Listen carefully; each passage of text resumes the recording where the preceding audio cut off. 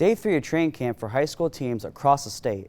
And not only does Muskegon open with the Targons back because, well, they're Muskegon, they also have to get ready for a brutal 3-game stretch to open the season. Led by Ohio State commit Cameron Martinez, the Big Reds are loaded at the skill positions, but they'll need to grow up fast on the offensive line. Shane Fairfield and his staff have to replace 4 of 5 starters. Don't feel too bad for them, though. As always, they have some big athletic linemen waiting in the wings. They'll need to grow up fast, though, because that schedule is a bear. The greatest thing is, where does the season end? On the east side of the state. You got to win that last one. So, I mean, let's start the season on the east side, and let's finish the season on the east side. You know, hopefully November 30, we end up in Detroit. This is like we are in August 30. So, but our kids have always done well traveling. Our kids always do well handling it like a business trip. We have a good system. I mean, it's a challenge, but I think with this team and this coaching staff and, you know, the community behind us, I think it's just going to be fun, and we're just excited to get after it. Muskegon's schedule starts in Detroit, where they'll be playing teams like Warren De La Salle and Detroit MLK. And the first home game won't be until September 13, where they'll be playing East Grand Rapids. In the NFL, maybe practicing in Houston wasn't such a great idea. The Lions held the first of 2 joint practices with the Texans with a heat index of 104. Yikes. Matt Patricia and Texans coach Bill O'Brien are both Bill Belichick disciples, so no surprise they're pairing up before they meet on Saturday in Houston. What was a surprise is Patricia gave quarterback Matt Stafford a couple days off. He's a veteran with a lot of mileage on his body. Other quarterbacks could use a few more reps, so Stafford went from player to coach. Today he was back on the field. Yeah, it's not easy for me, but it's probably good for me, you know, in the long run. So something the coach Patricia and I had talked about, and probably the right thing to do. But it was good, gave me a little bit of perspective, let me coach the guys a little bit more even on the sideline. But yeah, it's not easy as a competitor to sit out, but it's probably the smart thing to do. Simply said, the giving will continue. The LPGA likes West Michigan so much, they've decided to tack another 2 years onto their commitment to the Meyer LPGA Classic, meaning the tour will continue to play at Blythefield Country Club through 2021. The Meyer LPGA Classic has raised $5.2 million for Simply Give in 6 years. The NHL had a trade where the Red Wings get forward Adam Ernie, who scored 7 goals with 13 assists for Tampa last year.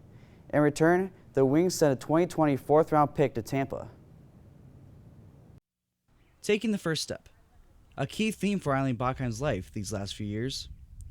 These steps have taken her on a journey that has led her to throwing shot put and discus at this year's Senior Olympics. Watch those cutoffs. Eileen is the director of music ministry at St. Thomas the Apostle Church. But while her career is in music, she has always had a love for athletics. I was very much into sports, all kinds. I loved activities. I was very, very athletic. And sports is just the constant part of my life, whether it was at school or in the summer times. With her many accolades in high school, including varsity letters and all-conference selections, she also held the school record at Forest Hills Central for shot put for over 35 years. However, being active wasn't always easy for Eileen. I pretty much became very inactive and spent hours and hours in a practice room and just stress and family and not eating properly, and I really became in a really bad place physically. The hardest struggle, however, was not being able to enjoy activities with her daughter, Anna. I was extremely overweight, well over 300 pounds. I couldn't do things with my daughter. It was not a good feeling. It was very lonely, and I would get very deeply inside angry at myself. I just hated myself. Eileen was able to turn her life around through family, friends, and help from God.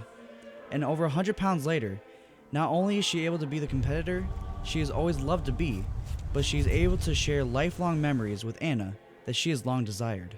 Hiking, and we're going to go kayaking, and we're going to do all kinds of activities. That's what's important.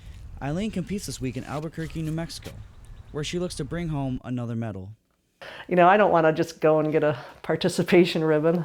I want to go and I want to for sure make it to the finals, and if I can get up there in the top, few positions, that's awesome. The first step in change is always a challenge, but it can lead to greater opportunities.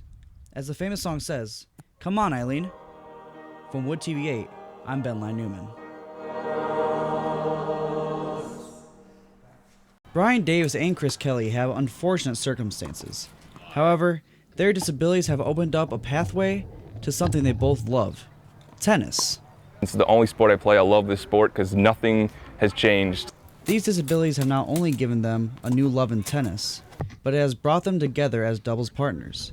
The two look to prepare for this week's USTA Midwest Wheelchair Tennis Championships being held here in Grand Rapids. We do a lot of game, what we're going to do, how we're going to do it, change this, change that. The only difference that we have is we get 2 bounces instead of 1 bounce. Chris was born with osteogenesis imperfecta, more commonly known as brittle bone disease. His disability only affects his lower body, and it shows, as Chris has broken his leg 16 times, as well as having 9 different surgeries. So I think the lamest way I've broken my leg was I was just walking down the stairs, I stepped on it wrong, and the leg broke. Brian, on the other hand, served in the Navy for 4 years and started playing tennis 10 years ago after a motorcycle accident completely severed his spine. I'm just happy to be here, not 6 feet under where I could have been. Both athletes love the way that tennis has impacted their lives, and it shows through their hard work and the relationships they've built from it. So tennis has actually been such a blessing, the fact that you can come out on court and you can challenge yourself, not only to win the match, but to practice something. And there's always something that you can try to improve from match to match, from point to point. I feel like tennis is an outlet.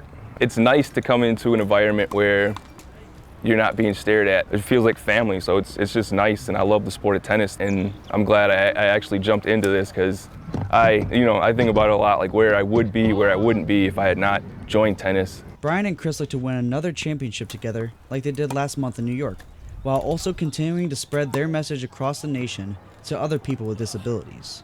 For 24 Hour News 8, I'm Ben Line-Neumann. Is it tennis? Ping pong? Racquetball? No. It's Tyson McGuffin playing the sport he loves, pickleball. It gets very competitive. Tyson is a 2-time U.S. Open champ and one of the top pickleball players in the world. He is preparing for this weekend's Beer City Open, being held here in Grand Rapids. 70% of the top 15 or 20 players will be here, and lots of up-and-comers. While pickleball is continuing to grow as a sport, athletes are not quite able to make it a full-time job just yet. Tyson makes most of his earnings from teaching and sponsorships. I think a lot of us know that it's heading in the right direction and that the money is coming. I think it's just a matter of getting things a bit more established, getting things a bit more organized. It still kind of has that Wild Wild West backyard feel. Tyson fully supports the growth of pickleball and loves being able to compete at a high level. I'm riding the journey for as long as I can before a bunch of young studs come in and actually really do some damage. One of these up-and-comers is Zane Navratil, a former tennis player who now practices pickleball around 4 hours a day. I honestly think it's mostly repetition. It's hitting the ball after ball after ball. You really get a feel for how much to do with everything.